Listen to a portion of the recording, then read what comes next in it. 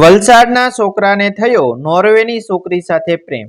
ગુજરાતના વલસાડ જિલ્લાના એક નાનકડા ગામમાં રહેતું વિવાન પટેલ સામાન્ય પરિવારનો પરંતુ અસામાન્ય સપનાઓ જોનાર યુવાન હતો. બાળપણથી જ તેને દુનિયા વિશે જાણવાની, નવા લોકો સાથે વાત કરવાની અને જીવનમાં કંઈક અલગ કરવાની ઈચ્છા હતી. તેના પિતા ખેડૂત હતા અને માતા ગૃહિણી હતી. પરિવારની આર્થિક સ્થિતિ ખૂબ મજબૂત નહોતી, પરંતુ પ્રેમ અને સંસ્કારોથી ભરપૂર હતી. યુવાન દિવસ દરમિયાન પોતાના પરિવારને મદદ કરતો અને રાત્રે કલાકો સુધી ઇન્ટરનેટ પર દુનિયાના અલગ અલગ દેશો, સંસ્કૃતિઓ અને લોકો વિશે વાંચતો. તેને ખાસ કરીને યુરોપિયન દેશો વિશે ખૂબ જ રસ હતો. તે ઘણીવાર કલ્પના કરતો કે કાશ એક દિવસ તેને દુનિયાના કોઈ દૂરના દેશમાં રહેતા એવા વ્યક્તિ સાથે મિત્રતા થાય, જે તેને જીવનને નવા દૃષ્ટિકોણથી જોવાનું શીખવે. એક સાંજ એવી આવી કે જેણે વિવાનનું આખું જીવન બદલી નાખવાનું હતું. તે દિવસે ભારે વરસાદ પડી રહ્યો હતો. બહાર આકાશમાં વીજળીના ચમકારા થઈ રહ્યા હતા. વિવાન પોતાના મોબાઈલમાં એક આંતરરાષ્ટ્રીય ભાષા શીખવાની એપ્લિકેશન પર નવા મિત્રો શોધી રહ્યો હતો.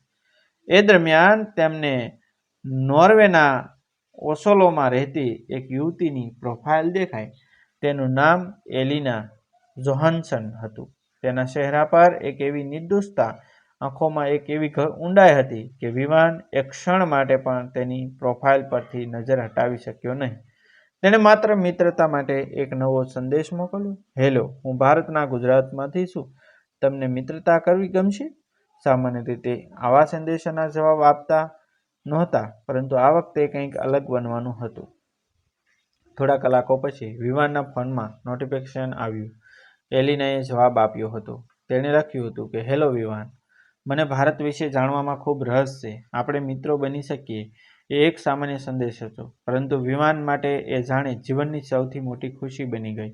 શરૂઆતમાં બંને વચ્ચે સામાન્ય વાતો થતી. ભારત અને નોર્વેની સંસ્કૃતિઓ, ખોરાક, પરિવાર અને જીવનશૈલી વિશે ચર્ચાઓ થતી.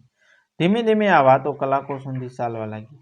સમયનો ફરક હોવા છતાં બંને એકબીજાના માટે સમય કાઢતા. વિવાન જ્યારે સવારે ઉઠતો ત્યારે એલિનાનો શુભ રાત્રિનો સંદેશ મળતો અને જ્યારે રાત્રે સૂતો ત્યારે એલિનાનો શુભ સવારનો સંદેશ તેની રાહ જોતો. મહિનાઓ પસાર થતા ગયા અને બંને વચ્ચેનું અંતર હજારો કિલોમીટર હોવા છતાં દિલો વચ્ચેની નજીકતા વધતી ગઈ. એલિનાને વિવાનની સાદગી, પરિવાર પ્રત્યેની પ્રેમ અને તેની ઈમાનદારી ખૂબ ગમવા લાગી. બીજી તરફ વિવાન એલિનાની સંવેદનશીલતા, તેની સમજદારી અને જીવન પ્રત્યેના સંસ્કારાત્મક અભિગમથી ખૂબ પ્રભાવિત થયો. બંને હવે માત્ર મિત્રો નહોતા રહ્યા, તેઓ એકબીજાના દિવસની શરૂઆત અને અંત બની ગયા હતા. જો એક દિવસ વાત ન થાય તો બંને અજીબ ખાલીપો અનુભવાતો હતો. એક દિવસ એલિનાએ વિવાનને વિડીયો કોલ કર્યો. વિવાન ખૂબ ગભરાઈ ગયો હતો. તેણે ક્યારેય કલ્પના પણ નહોતી કરી કે નોર્વેમાં રહેતી એક યુવતી તેની સાથે આટલી નજીક જશે. જ્યારે કોલ શરૂ થયો ત્યારે સ્ક્રીન પર દેખાતી એલિનાની સ્મિતભરી આંખોએ વિવાનનું હૃદય જાણે એક ક્ષણ માટે અટકાવી દીધું. બંને કલાકો સુધી વાત કરી. એ દિવસ પછી વિડીયો કોલ તેમની રોજિંદી જિંદગીનો એક ભાગ બની ગયો.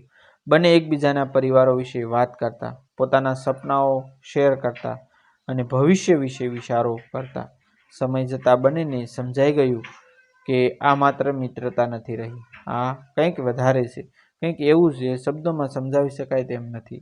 એક રાત્રે જ્યારે નોર્વેમાં બરફ પડી રહ્યો હતો અને વલસાડમાં હળવો વરસાદ વરસી રહ્યો હતો, ત્યારે એલિનાએ વિવાનને કહ્યું, ક્યારેક મને લાગે છે કે આપણે હજારો કિલોમીટર દૂર નથી, પરંતુ એક જ શહેરમાં રહીએ છીએ. વિવાન થોડો સમય મૌન રહ્યો. પછી તેણે ધીમેથી જવાબ આપ્યો, કદાચ, કારણ કે દિલો વચ્ચેનું અંતર ક્યારેય કિલોમીટરમાં માપી શકાતું નથી. એ પળ બંનેના જીવનની સૌથી મહત્વપૂર્ણ પળ બની ગઈ. બંને એકબીજા પ્રત્યેનો પ્રેમ સ્વીકારી લીધો. હવે તેમના માટે દુનિયાના નકશામાં ભારત અને નોર્વે વચ્ચેનું અંતર મહત્વનું નહોતું. મહત્વનું હતું તો માત્ર એ કે તેઓ એકબીજાને સાચા દિલથી પ્રેમ કરતા હતા, પરંતુ તેમને ખબર નહોતી કે આગળનો રસ્તો એટલો સરળ નહોતો. પરિવાર, સમાજ, સંસ્કૃતિ અને હજારો કિલોમીટરના અંતરને પાર કરીને પોતાના પ્રેમને સાબિત કરવાનો સૌથી મોટો પડકાર હવે તેમની રાહ જોઈ રહ્યો હતો. મિત્રો, ખરેખર વાર્તામાં મજા આવી છે. વાર્તામાં શું બન્યું, આગળ શું થયું એ જોવા માટે કોમેન્ટ કરજો. મિત્રો, આ વાર્તા કાલ્પનિક છે. તેમાં આપેલ પાત્રનું નામ પણ કાલ્પનિક છે. વિડીયો ગમ્યો હોય તો વિડીયોને લાઇક અને શેર અને સબસ્ક્રાઈબ કરજો.